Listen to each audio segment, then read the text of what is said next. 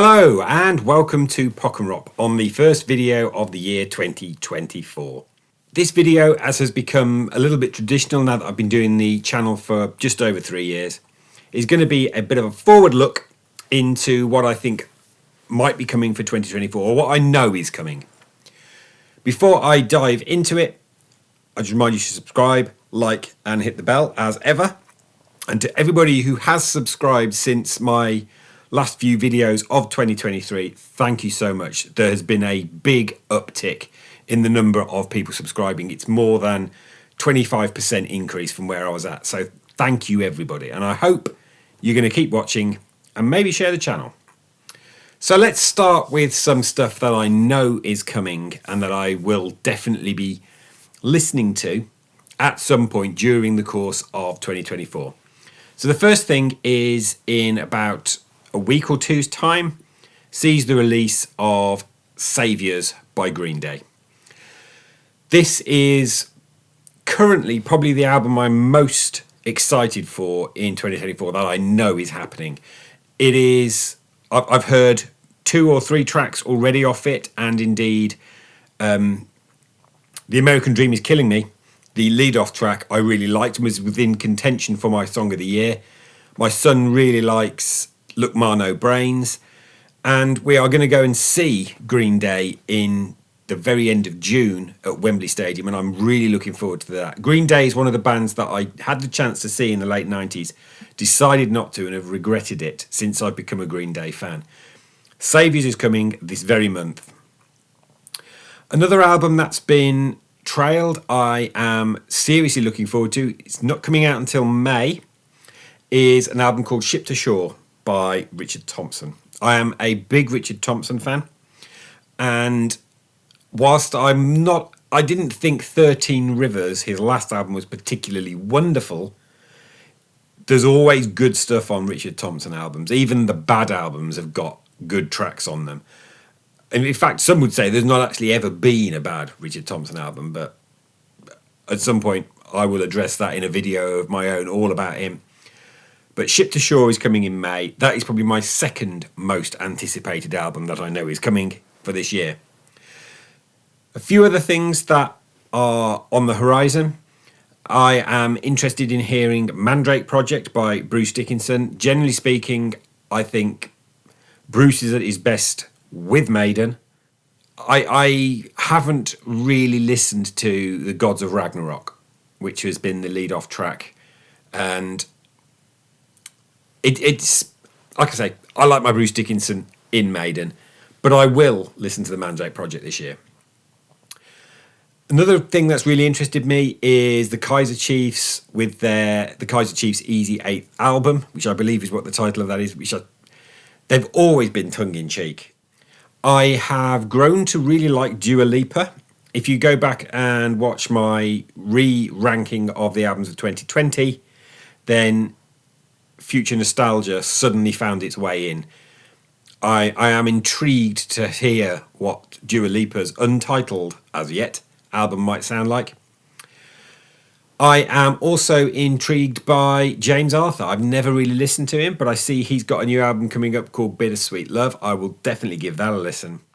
Now moving on to some rumours, or should I say hope. Generally speaking, most artists seem to be on a 2 or 3 year cycle in terms of releasing new material. The main one that springs to mind that I am seriously hoping is going to have a new album this year, they released a couple of new tracks last year, is Charlie Puth. Charlie was one of my big surprises of 2022, and when I originally ranked it, I had it either 9th or 8th or something in my top 10, and it has only grown in my affections. I've come to realise what a great pop album is, what a great lot of songwriting he's done. I've got hope that there will be a new Charlie Puth album in 2024. Another artist, 2 years on from a previous triumph, I am hoping for a potential new album from Elvis Costello, which is interesting because if you go back and watch my 2022 equivalent of this video, I said that I was going to listen to The Boy Named If, but I didn't have massively high expectations because he kind of lost me in the last 20 years or so. Boy Named If has completely reversed that. I am back to being excited by what Mr. Costello might do. But there was no necessarily, there's no clear indications that he's got anything new coming. There's no new songs or new material. It's been a 2-year cycle, however. Look Now, Hey Clockface, Boy Named If. We could be getting a new Elvis Costello album. Another artist who may well be on that 2-3 year cycle is Liam Gallagher. Now, it was another surprise of 2022 for me is just how much I enjoyed Come On You Know. It's been 2 years, as I say, since Come On You Know. I think we could get something from him. There has, of course, been a track that he's put out as a collaboration with John Squires from the Stone Roses. I haven't listened to it, but I know somebody who watches this channel regularly has listened to it and says it's absolutely fantastic. And they were fearing that two of his great icons, people that he loves, coming together would produce something a bit crap. And he said it isn't. So I do need to go and listen to that. Are we going to get a Liam Gallagher album? One thing I don't think we get, but I would be delighted to be proven wrong, is new music from Muse. Muse tend to go on a 3-year cycle and have done for some time. That said, Simulation Theory to Will of the People was 4 years.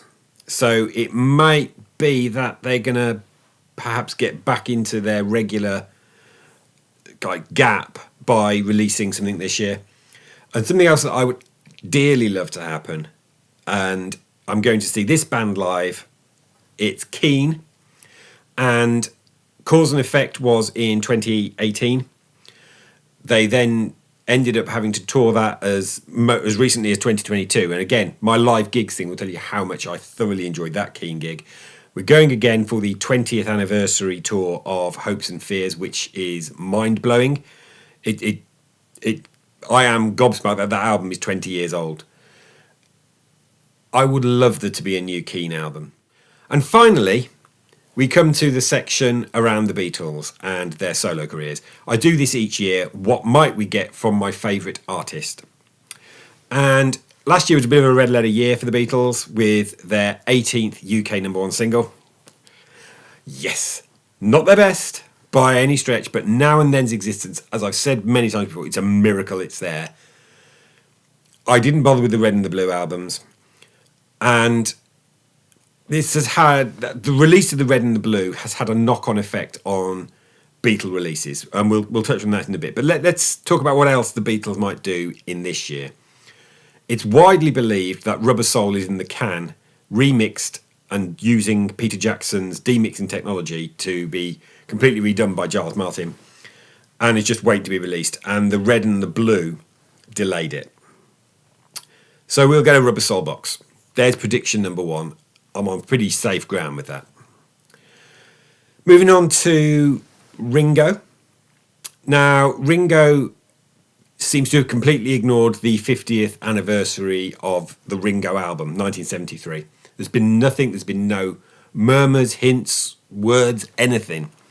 I don't think he's interested in doing anniversaries, which is a shame, as there are surely demos of some of the songs that the other Beatles wrote and that got included on Ringo. And it's an important album. That was the first post-Beatle album that featured all 4 of the Beatles on it.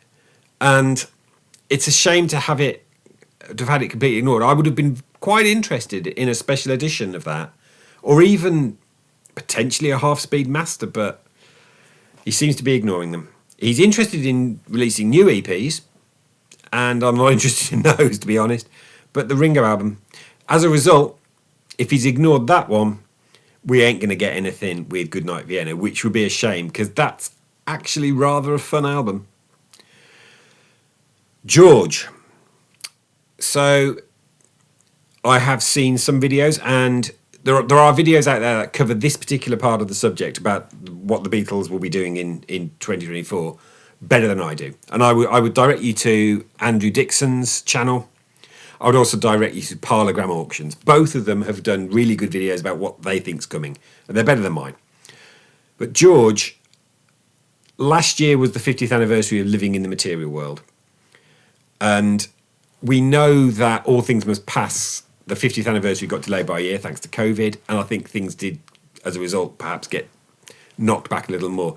I still hold out hope for some kind of celebration of Living in the Material World. It's not my favourite George album, but perhaps a remix or something would actually get me interested in that album a bit more than I currently am. The George Camp is a mystery to itself. We never know what they're going to do, and maybe it's time again for Early Takes Volume 2. Just put that out there. And while I'm on the subject of things I would love to see, I would absolutely love to see a collected George rarities compilation, by which I mean things like the track that he released and recorded for Porky's 3. It would include the tracks that were culled from somewhere in England, like Sat Singing and Flying Hour. For me, it would have the demo. There's got to be one of the song that he gave to Gary Moore, That Kind of Woman. There's got to be a George demo of that somewhere, and I want to hear that. And so there's enough to actually give you a decent 8, maybe 9-track album. Could we have that? And if you do it, can you put Bangladesh on it as well? Oh well, we'll probably never get that. Moving on to John. Now, there's been some definite noise from the John camp about something that's coming, and it is Mind Games, a box set. Mind Games is an album that I never used to like. I have grown to become a little bit more affectionate of it in the last few years, and I think there's some really solid stuff on it. Which brings me finally to my favourite of the Beatles, and therefore my favourite artist, Mr. Paul McCartney. The first thing is there are some very strong rumours of a new Paul McCartney album. My excitement levels for McCartney 3 were kind of way up, and I don't think it disappointed. My excitement levels for a new McCartney album remain high, and these strong rumours are built around stuff that's leaked out from McCartney's camp, that he's got loads of songs. He's a natural songwriter, as we know, that he said himself in some kind of interview might release them next year. There was also talk that he's been working with producer Andrew Watt. Now, I don't really know much about this guy, but he produced the new Stones album.